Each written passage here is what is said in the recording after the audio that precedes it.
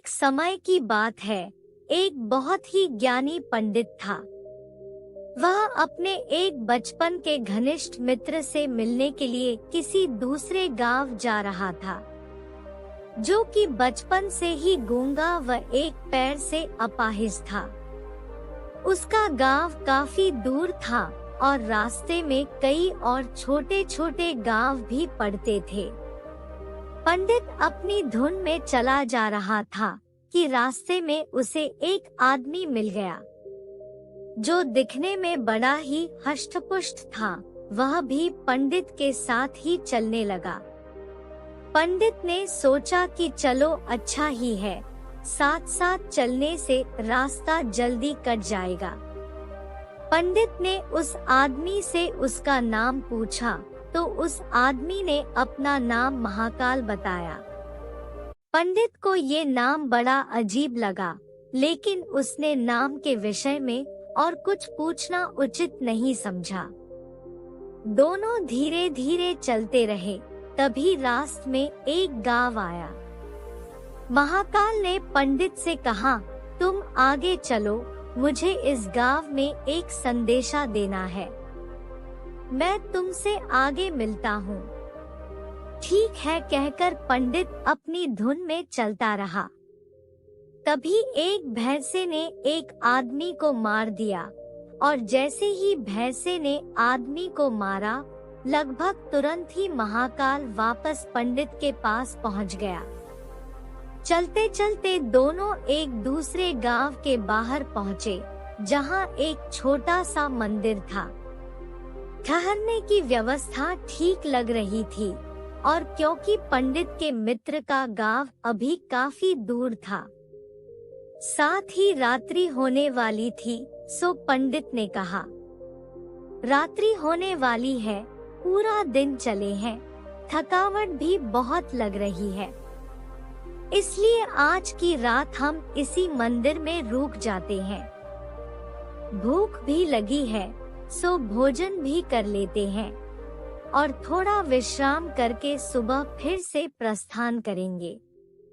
महाकाल ने जवाब दिया, ठीक है, लेकिन मुझे इस गांव में किसी को कुछ सामान देना है, सो मैं देकर आता हूँ, तब तक तुम भोजन कर लो, मैं बाद में खा लूँगा। और इतना कहकर वह चला गया। लेकिन उसके जाते ही कुछ देर बाद उस गांव से धुआं उठना शुरू हुआ और धीरे धीरे पूरे गांव में आग लग गई थी। पंडित को आश्चर्य हुआ। उसने मन ही मन सोचा कि जहां भी ये महाकाल जाता है, वहां किसी न किसी तरह की हानि क्यों हो जाती है, जरूर कुछ गड़बड़ है। लेकिन उसने महाकाल से रात्रि में इस बात का कोई जिक्र नहीं किया। सुबह दोनों ने फिर से अपने गंतव्य की ओर चलना शुरू किया। कुछ देर बाद एक और गांव आया और महाकाल ने फिर से पंडित से कहा, पंडित जी, आप आगे चलिए, मुझे इस गांव में भी कुछ काम है, सो मैं आपसे आगे मिलता हूँ। इतना कहकर महाकाल जाने लगा। लेकिन इस बार पंडित आगे नहीं बढ़ा, बल्कि खड़े होकर महाकाल को देखता रहा कि वह कहाँ जाता है और करता क्या है। तभी लोगों की आवाजें सुनाई देने लगी कि एक आदमी को सांप ने डस लिया और उस व्यक्ति की मृत्यु हो गई। ठीक उसी समय महाकाल फिर से पंडित के पास पहुंच गया। लेकिन इस बार पंडित को सहन न हुआ। उसने महाकाल से पूछ ही लिया कि तुम जिस गांव में भी जाते हो, वहां कोई न कोई नुकसान हो जाता है। क्या तुम मुझे बता सकते हो कि आखिर ऐसा क्या होता है? महाकाल ने जवाब दिया, पंडित जी, आप मुझे बड़े ज्ञानी मालूम पड़े थे, इसीलिए मैं आपके साथ चलने लगा था, क्योंकि ज्ञानियाँ का संग हमेशा अच्छा होता है। लेकिन क्या सचमुच आप अभी तक नहीं समझे कि मैं कौन हूँ? पंडित ने कहा, मैं समझ तो चुका हूँ, लेकिन कुछ शंका है। सो यदि आप ही अपना उपयुक्त परिचय दे दें, तो मेरे लिए आसानी होगी। महाकाल ने जवाब दिया कि मैं यमदूत हूँ और यमराज की आज्ञा से उन लोगों के प्राण हरण करता हूँ जिनकी आयु पूर्ण हो चुकी है। हालांकि पंडित को पहले से ही इसी बात की शंका थी। फिर भी महाकाल के मुंह से ये बात सुनकर पंडित थोड़ा घबरा गया, लेकिन फिर हिम्मत करके पूछा कि अगर ऐसी बात है और तुम सचमुच ही यमदूत हो तो बताओ अगली मृत्यु किसकी है। यमदूत ने जवाब दिया कि अगली मृत्यु तुम्हारे उसी मित्र की है जिसे तुम मिलने जा रहे हो, और उसकी मृत्यु का कारण भी तुम ही होगे। ये बात सुनकर पंडित ठिठक गया और सच में पड़ गया कि यदि वास्तव में वह महाकाल एक यमदूत हुआ तो उसकी बात सही होगी और उसके कारण मेरे बचपन के सबसे घनिष्ठ मित्र की मृत्यु हो जाएगी। इसलिए बेहतर यही है कि मैं अपने मित्र से मिलने ही न जाऊं, कम से कम मैं तो उसकी मृत्यु का कारण नहीं बनूंगा। तभी महाकाल ने कहा कि तुम जो सोच रहे हो वो मुझे भी पता है, लेकिन तुम्हारे अपने मित्र से मिलने न जाने के विचार से नियति नहीं बदल जाएगी। तुम्हारे मित्र की मृत्यु निश्चित है और वह अगले कुछ ही क्षणों में घटित होने वाली है।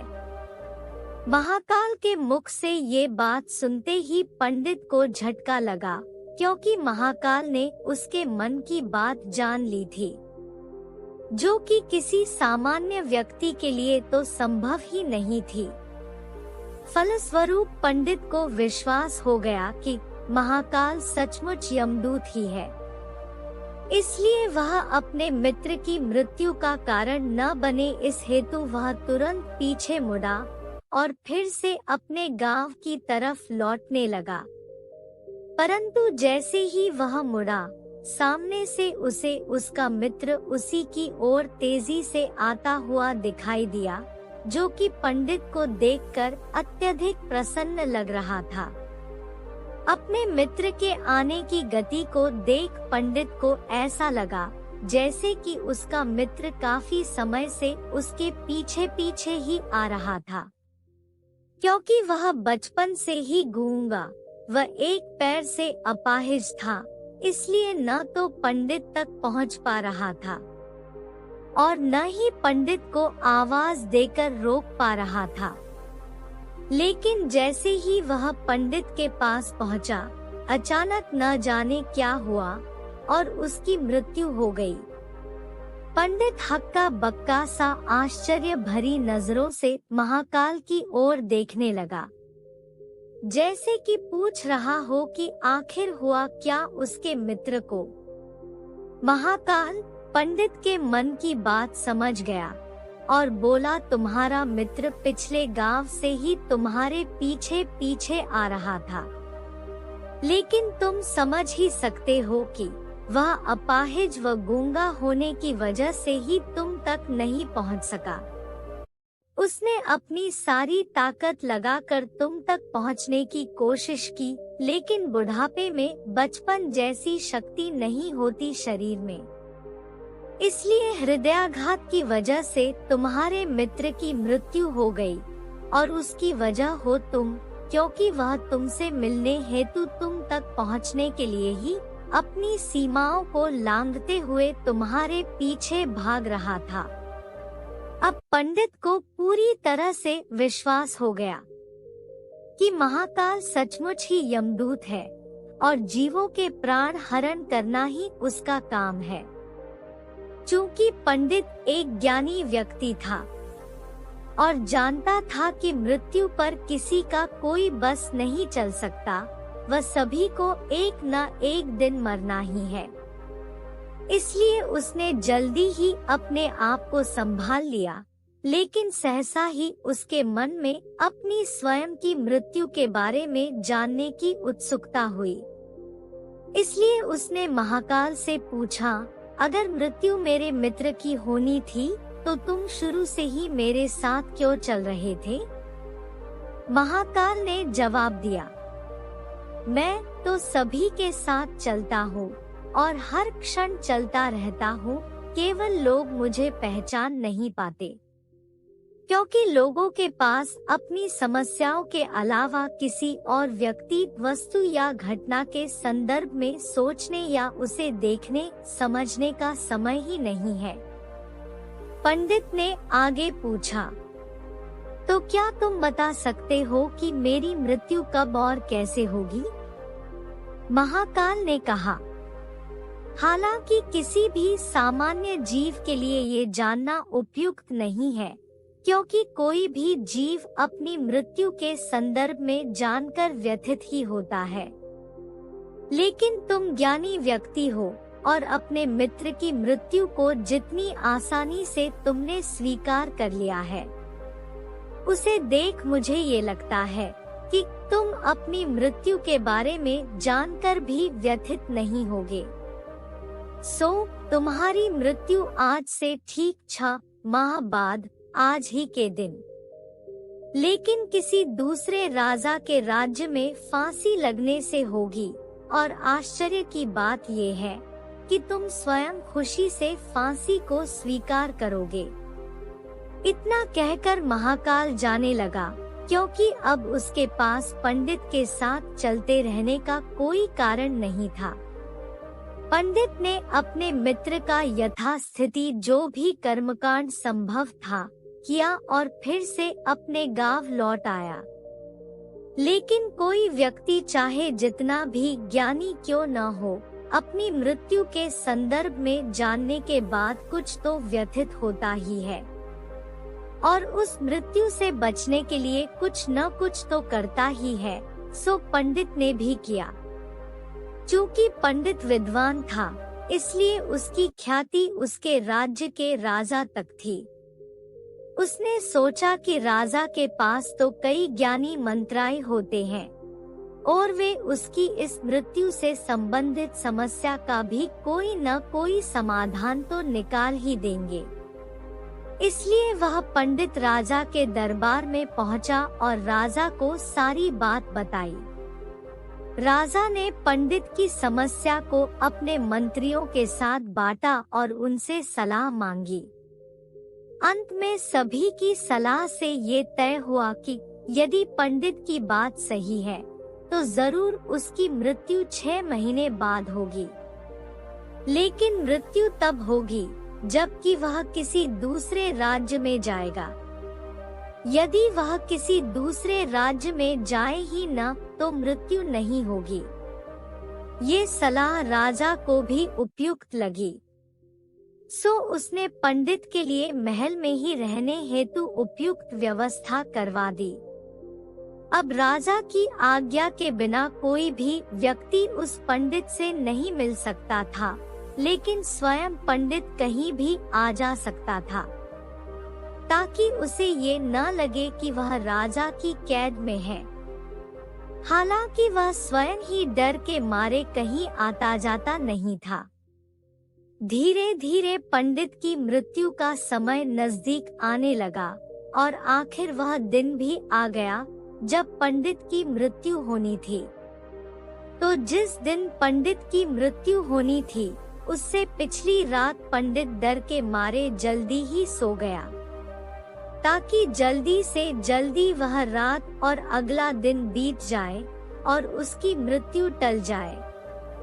लेकिन स्वयं पंडित को नींद में चलने की बीमारी थी और इस बीमारी के बारे में वह स्वयं भी नहीं जानता था।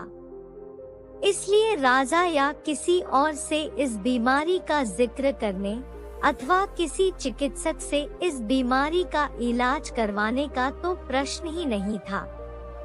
चूंकि पंडित अपनी मृत्यु को लेकर बहुत चिंतित था और नींद में चलने की बीमारी का दौरा अक्सर तभी पड़ता है जब ठीक से नींद नहीं आ रही होती। सो उसी रात पंडित रात को नींद में चलने का दौरा पड़ा। वह उठा और राजा के महल से निकलकर अस्तबल में आ गया। चूँकि वह राजा का खास मेहमान था, इसलिए किसी भी पहरेदार ने उसे न ताए रोका न किसी तरह की पूछताछ की। अस्तबल में पहुंचकर वह सबसे तेज दौड़ने वाले घोड़े पर सवार होकर नींद की बेहोशी में ही राज्य की सीमा से बाहर दूसरे राज्य की सीमा में चला गया। इतना ही नहीं, वह दूसरे राज्य के राजा के महल में पहुंच गया। और संयोग हुआ ये कि उस महल में भी किसी पहरेदार ने उसे नहीं रोका, न ही कोई पूछताछ की, क्योंकि सभी लोग रात के अंतिम प्रहर की गहरी नींद में थे। वह पंडित सीधे राजा के शयन कक्ष में पहुंच गया। रानी के एक ओर उस राज्य का राजा सो रहा था, दूसरी ओर स्वयं पंडित जाकर लेट गया। सुबह हुई तो राजा ने पंडित को रानी की बगल में सोया हुआ देखा। राजा बहुत क्रोधित हुआ। पंडित का गिरफ्तार कर लिया गया। पंडित को तो खुद ही समझ में ही नहीं आ रहा था कि वह आखिर दूसरे राज्य में और सीधे राजा के ही शयन कक्ष में कैसे पहुंच गया। लेकिन वहां उसकी सुनने वाला कौन था? राजा ने पंडित को राज दरबार में हाजिर करने का हुक्म दिया। कुछ समय बाद राजा का दरबार लगा, जहां राजा ने पंडित को देखा और देखते ही इतना क्रोधित हुआ कि पंडित को फांसी पर चढ़ा दिए जाने का फरमान सुना दिया। फांसी की सजा सुनकर पंडित कांप गया। फिर भी हिम्मत कर उसने राजा से कहा कि महाराज, मैं नहीं जानता कि मैं इस राज्य में कैसे पहुंचा। मैं ये भी नहीं जानता कि मैं आपके शयन कक्ष में कैसे आ गया और आपके राज्य के किसी भी पहरेदार ने मुझे रोका क्यों नहीं। लेकिन मैं इतना जानता हूँ कि आज मेरी मृत्यु होनी थी और होने जा रही है। राजा को ये बात थोड़ी अटपटी लगी। उसने पूछा, तुम्हें कैसे पता कि आज तुम्हारी मृत्यु होनी थी? कहना क्या चाहते हो तुम? राजा के सवाल के जवाब में पंडित से पिछले 6 महीनों की पूरी कहानी बता दी और कहा, महाराज, मेरा क्या, किसी भी सामान्य व्यक्ति का इतना साहस कैसे हो सकता है कि वह राजा की उपस्थिति में राजा के ही कक्ष में रानी के बगल में सो जाए। ये तो सरासर आत्महत्या ही होगी और मैं दूसरे राज्य से इस राज्य में आत्महत्या करने क्यों आऊंगा। राजा को पंडित की बात थोड़ी उपयुक्त लगी, लेकिन राजा ने सोचा कि शायद वह पंडित मृत्यु से बचने के लिए महाकाल और अपनी मृत्यु की भविष्यवाणी का बहाना बना रहा है। इसलिए उसने पंडित से कहा कि यदि तुम्हारी बात सत्य है और आज तुम्हारी मृत्यु का दिन है, जैसा कि महाकाल ने तुमसे कहा है, तो तुम्हारी मृत्यु का कारण मैं नहीं बनूंगा। लेकिन यदि तुम झूठ कह रहे हो तो निश्चित ही आज तुम्हारी मृत्यु का दिन है। चूंकि पड़ोसी राज्य का राजा उसका मित्र था, इसलिए उसने तुरंत कुछ सिपाहियों के साथ दूसरे राज्य के राजा के पास पत्र भेजा और पंडित की बात की सत्यता का प्रमाण मांगा। शाम तक भेजे गए सैनिक फिर से लौटे और उन्होंने आकर बताया, महाराज, पंडित जो कह रहा है वह सच है। दूसरे राज्य के राजा ने पंडित को अपने महल में ही रहने की संपूर्ण व्यवस्था दे रखी थी और पिछले 6 महीने से ये पंडित राजा का मेहमान था। कल रात राजा स्वयं इससे अंतिम बार इसके शयन कक्ष में मिले थे और उसके बाद ये इस राज्य में कैसे पहुंच गया, इसकी जानकारी किसी को नहीं है। इसलिए उस राज्य के राजा के अनुसार पंडित को फांसी की सजा दिया जाना उचित नहीं है। लेकिन अब राजा के लिए एक नई समस्या आ गई, क्योंकि उसने बिना पूरी बात जाने ही पंडित को फांसी की सजा सुना दी थी। इसलिए अब यदि पंडित को फांसी न दी जाए तो राजा के कथन का अपमान होगा, और यदि राजा द्वारा दी गई सजा का मान रखा जाए तो पंडित की बेवजह मृत्यु हो जाए। राजा ने अपनी इस समस्या का जिक्र अपने अन्य मंत्रियों से किया और सभी मंत्रियों ने आपस में चर्चा कर ये सुझाव दिया, महाराज आप पंडित को कच्चे सूत के एक धागे से फांसी लगवा दें, इससे आपके वचन का मान भी रहेगा और सूत के धागे से लगी फांसी से पंडित की मृत्यु भी नहीं होगी, जिससे उसके प्राण भी बच जाएंगे। राजा को ये विचार उपयुक्त लगा और उसने ऐसा ही आदेश सुनाया। पंडित के लिए सूत के धागे का फांसी का फंदा बनाया गया और नियमानुसार पंडित को फांसी पर चढ़ाया जाने लगा। सभी खुश थे कि न तो पंडित मरेगा, न राजा का वचन झूठा पड़ेगा। पंडित को भी विश्वास था कि सूत के धागे से तो उसकी मृत्यु नहीं होगी, इसलिए वह भी खुशी खुशी फांसी चढ़ने को तैयार था, जैसा कि महाकाल ने उसे कहा था। लेकिन जैसे ही पंडित को फांसी दी गई, सूत का धागा तो टूट गया, लेकिन टूटने से पहले उसने अपना काम कर दिया। पंडित के गले की नस कट चुकी थी उस सूत के धागे से, और पंडित जमीन पर पड़ा तड़प रहा था। हर धड़कन के साथ उसके गले से खून की फुहार निकल रही थी, और देखते ही देखते कुछ ही क्षणों में पंडित का शरीर पूरी तरह से शांत हो गया। सभी लोग आश्चर्यचकित हक्के बक्के से पंडित को मरते हुए देखते रहे। किसी को विश्वास ही नहीं हो रहा था कि एक कमजायर से सूत के धागे से किसी की मृत्यु हो सकती है।